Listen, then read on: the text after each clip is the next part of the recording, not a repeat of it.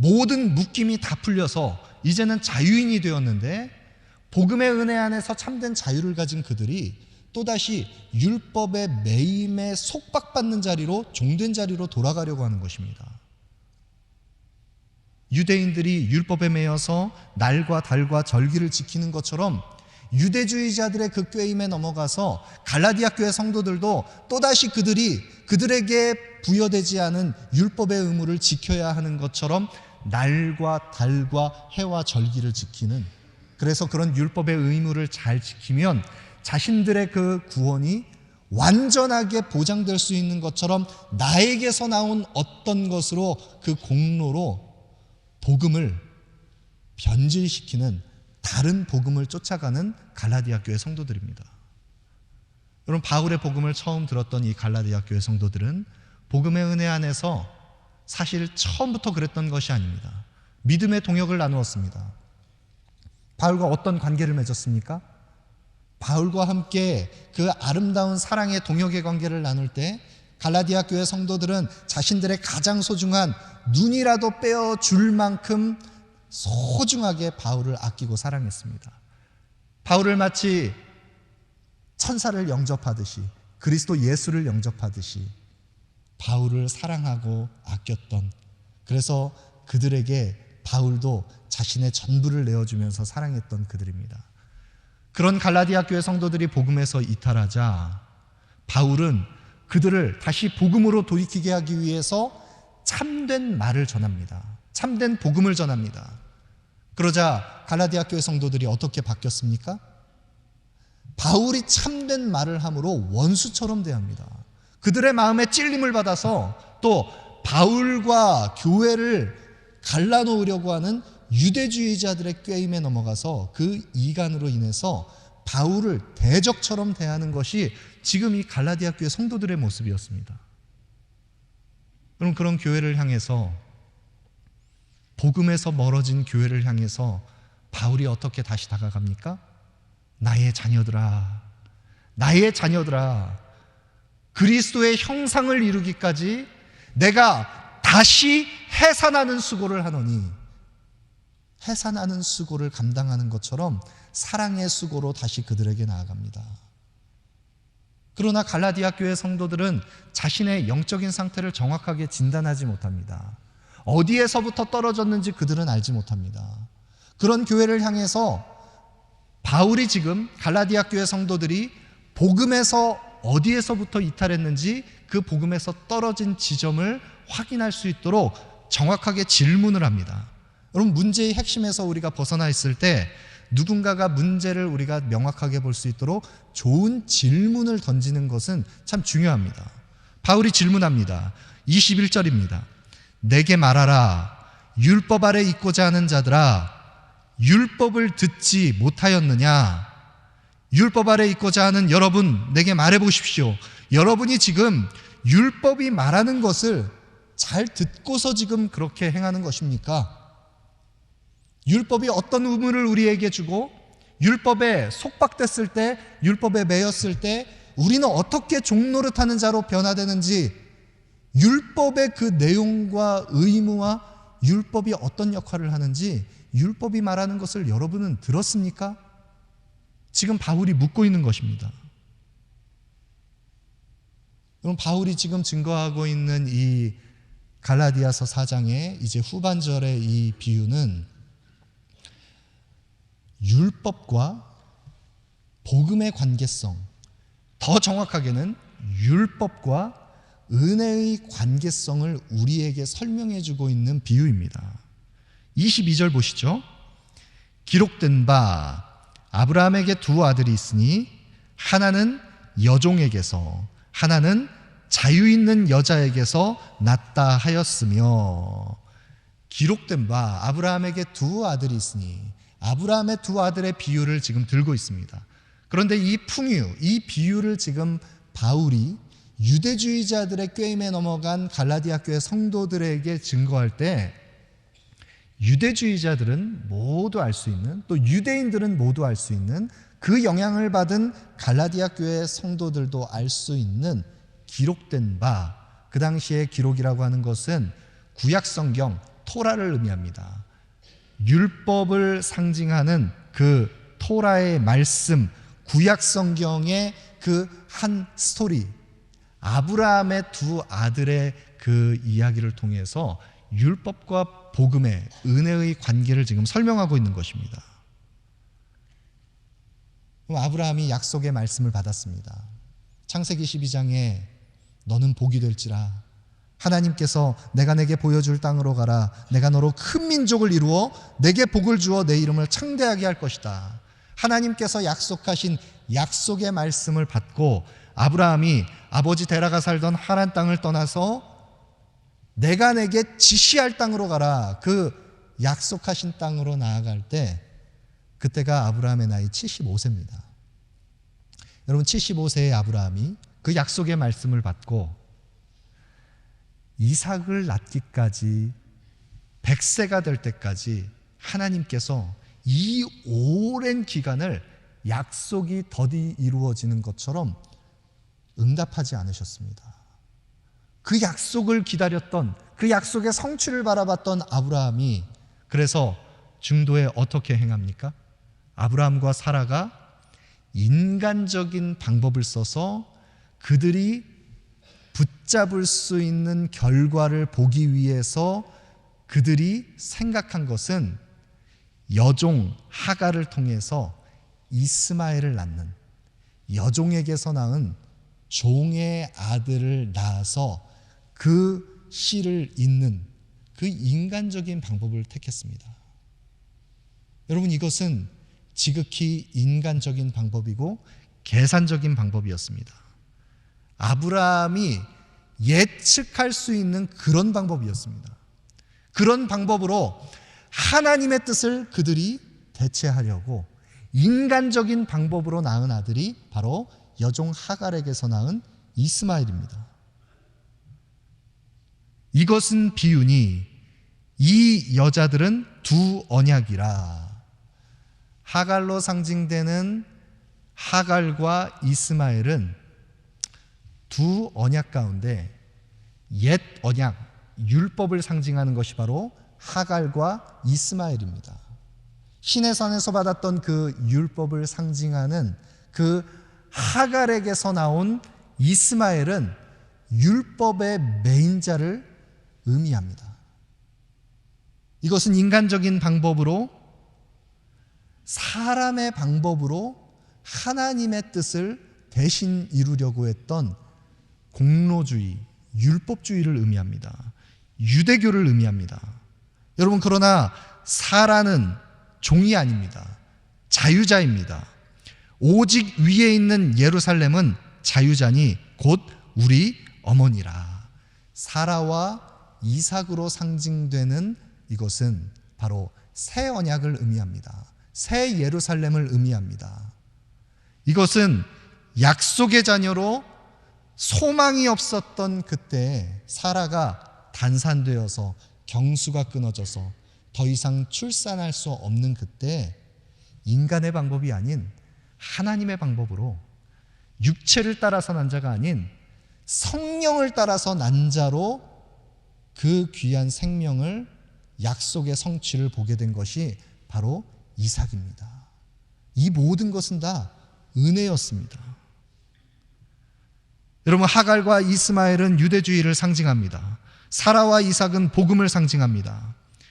하갈과 이스마엘은 약속 밖에서 주어진 것이었습니다. 육신을 따라서 행했습니다. 그는 장자권을 먼저 주장할 수 있는 자였지만 그러나 장자의 복을 누리지 못했습니다. 그러나 이삭은 다릅니다. 하나님의 약속으로 주어진 아들입니다. 약속을 따라서 행하는 그 성령으로 말미암아 낳은 아들이 바로 이삭입니다. 그는 차자였지만 그러나 하나님의 복을 받은 자가 되었습니다. 여러분, 이것이 복음과 은혜, 복음과 그 은혜와 율법을 대비하는 두 비유입니다.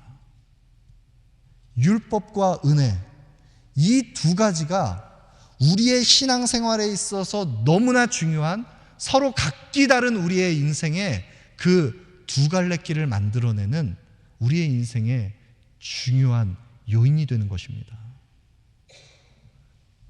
여러분, 율법을 따라 행한다고 한다면 사람의 방법으로 이스마엘을 낳은 것 같이 인간적인 방법으로 율법주의적인 신앙생활을 한다라고 한다면 우리에게 어떤 결과들을 가져오게 됩니까?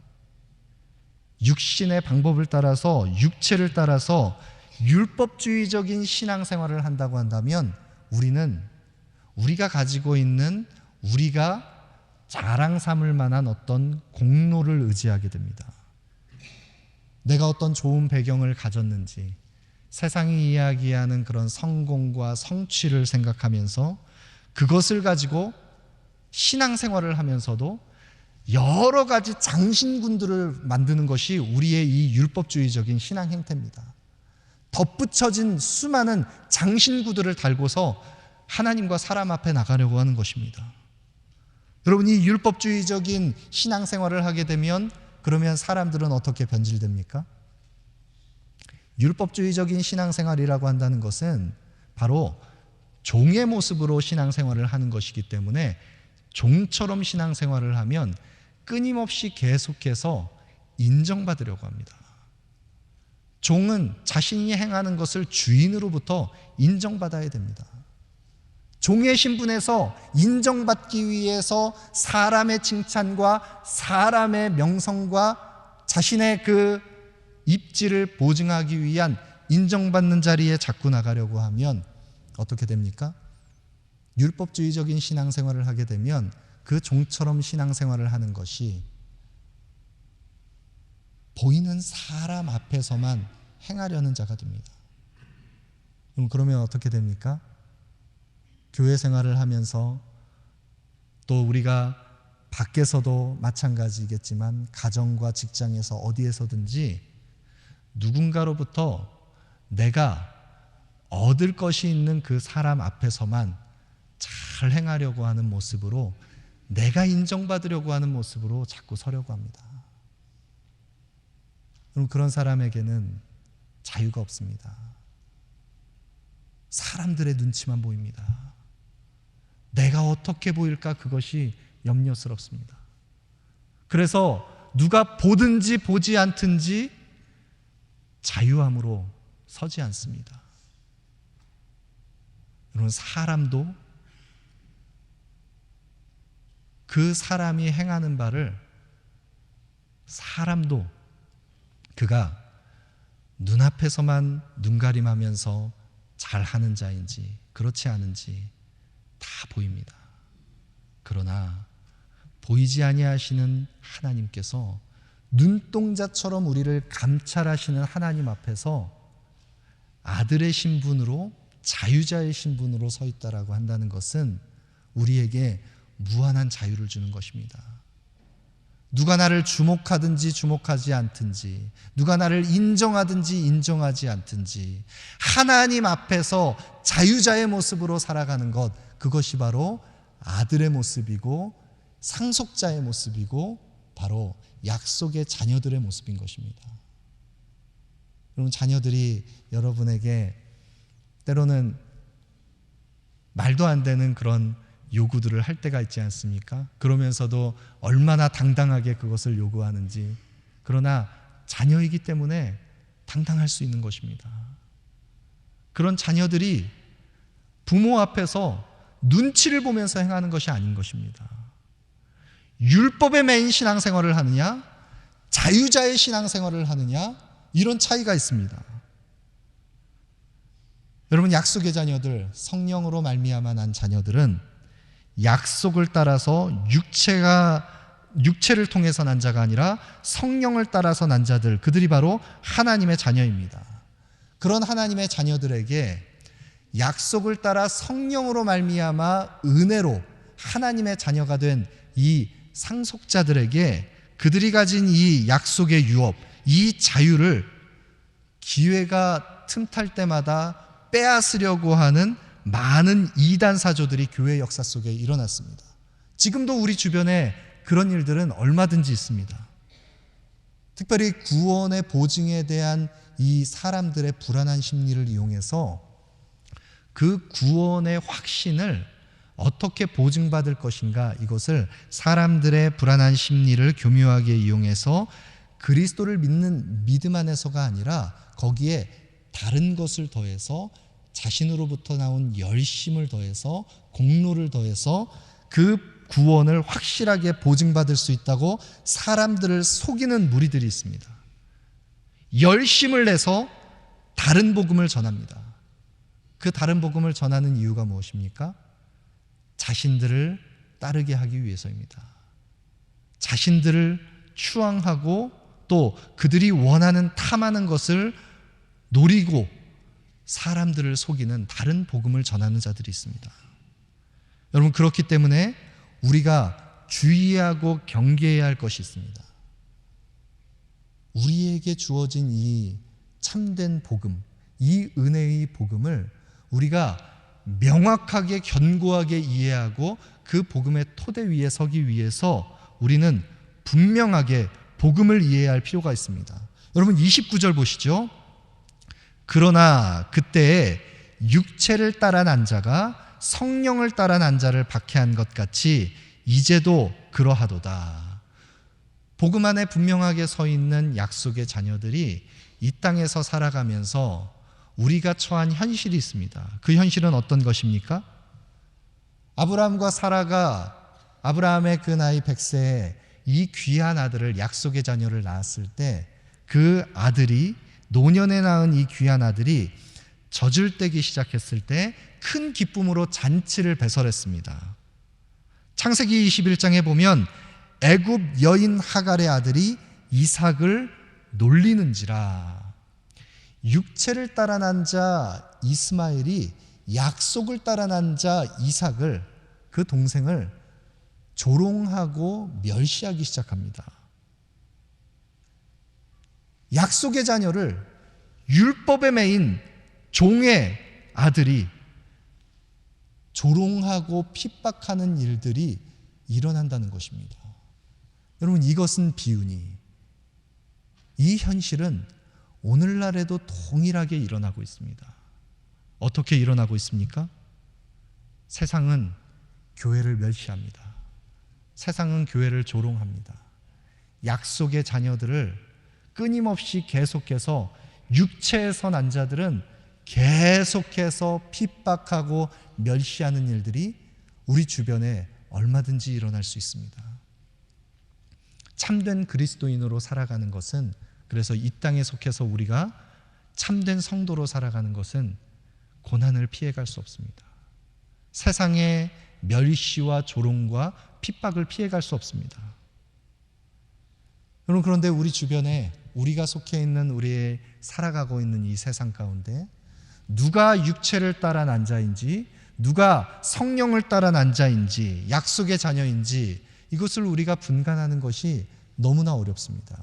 예수님께서도 그것을 말씀하셨습니다. 마태복음 13장에 천국의 비밀의 비유를 말씀하실 때 주께서는 겨자씨의 비유와 함께 이어서 가라지의 비유를 말씀하십니다. 여러분, 이 가라지의 비유는 어떤 것입니까? 인자가, 그리스도께서 좋은 씨를 밭에 뿌렸습니다. 밭은 세상입니다. 이 좋은 씨를 밭에 뿌렸는데 거기에 무엇이 함께 자랍니까? 뿌려진 좋은 씨가 열매 맺는 겨자씨처럼 아름답게 결실하는 알곡도 자라지만 거기에 누군가가, 원수가 와서 덧뿌린 가라지도 함께 자랍니다. 여러분, 이 알곡과 가라지를 어떻게 분별하겠습니까? 주님 말씀하십니다. 가만두어라. 왜 가만두어라 말씀하십니까? 마지막 심판날에 그 알곡과 가라지는 다 거두어서, 알곡은 곳간에, 가라지는 거두어 다 불에 타는 그 불구덩이에 다 태워질 최종 심판날이 있다라는 것입니다. 여러분, 육체로 난 자가 누구이고 성령으로 난 자가 누구인지 우리는 알 수 없습니다. 모두가 잘합니다.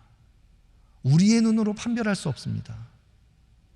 그러나 이 마지막 때에 우리가 육체로 난 자가 있고 성령으로 난 자가 있다라는 것을 기억할 때 주님의 이 가라지의 비유를 우리가 묵상할 때 우리 교회가 다시 회복해야 할 교회의 본질적인 사명을 생각해 볼 수 있습니다. 여러분, 그것이 무엇입니까? 27절입니다. 기록된 바 잉태하지 못한 자여 즐거워하라.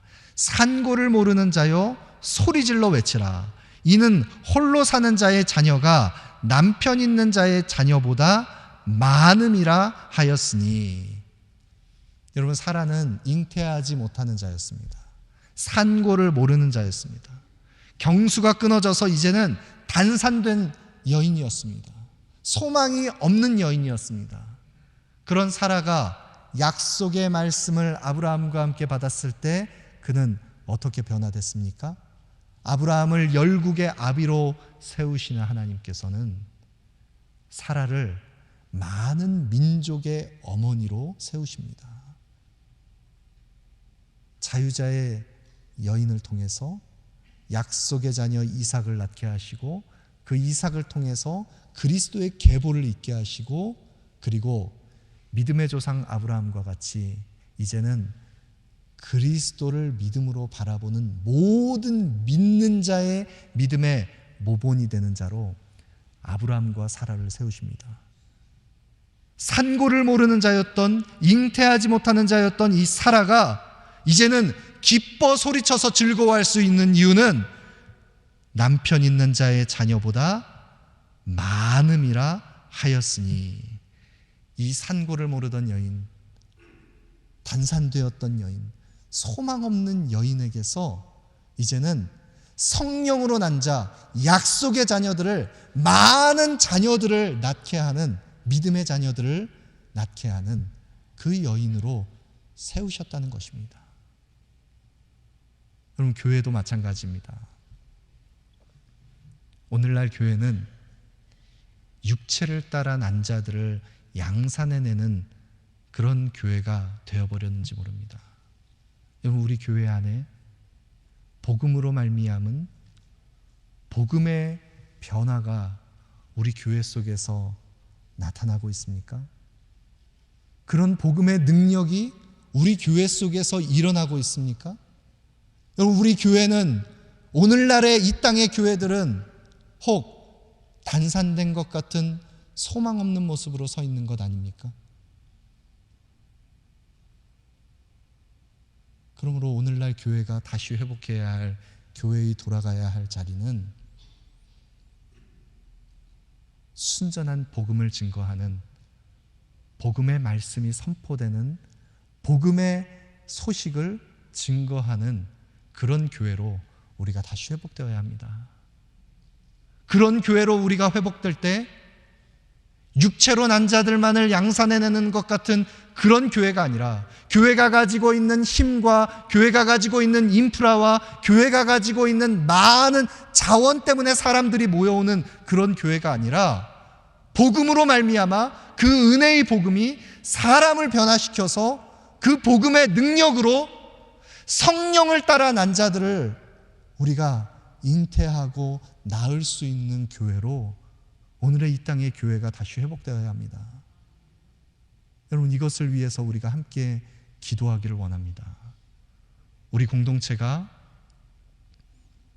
더는 육체를 따라 난 자들을 양산해내는 그런 교회가 아니라, 우리 교회 안에 복음의 능력이 있고 복음의 변화가 있고 그 은혜가 우리 공동체 곳곳에 구석구석 흘러서 그 은혜의 복음으로 말미암아 약속의 자녀, 성령으로 말미암아 새롭게 거듭난 하나님의 사람들을 세워갈 수 있는 그런 복음의 중심이 있는 그런 복음의 공동체로 우리 공동체가 아름답게 세워지기를 원합니다.